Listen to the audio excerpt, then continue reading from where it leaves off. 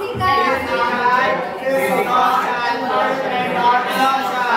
we have 4. Feeling ko kaya na natin yung mga next one. This one.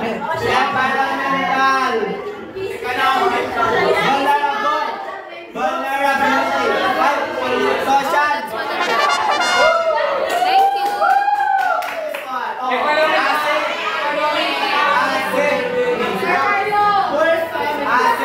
Economic vulnerability. This one. Environment na. Galing ka talaga ng guess. Kung send ako sa'yo, emoji na lang. Oh, last. Disaster risk.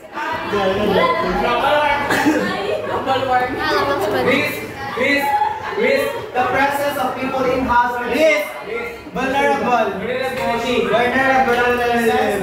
Oh, exhaustion. Bongo yan? Oh, honest item. Wag ka na mo.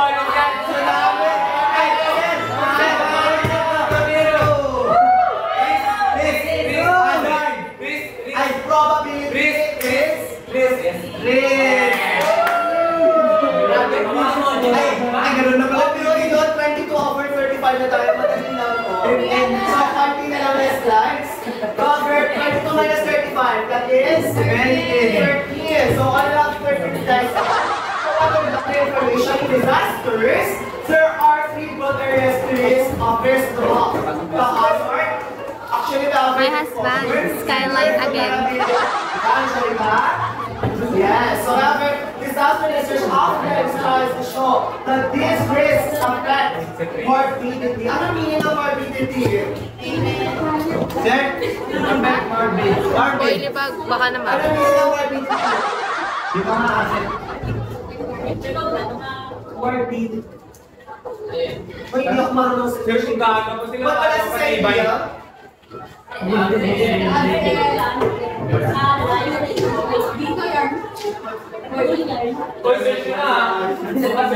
Ay, yung mga search ko ba?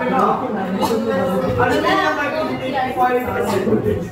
morbidity means the life without death. Oh, mortality is above mortal. Mortality fertility above growth. Kamatay, mortality. Search ko lang.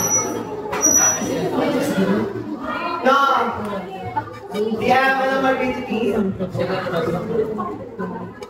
Si Shane lang naman. Yes, on the condition of suffering from a disease or disease. Talaga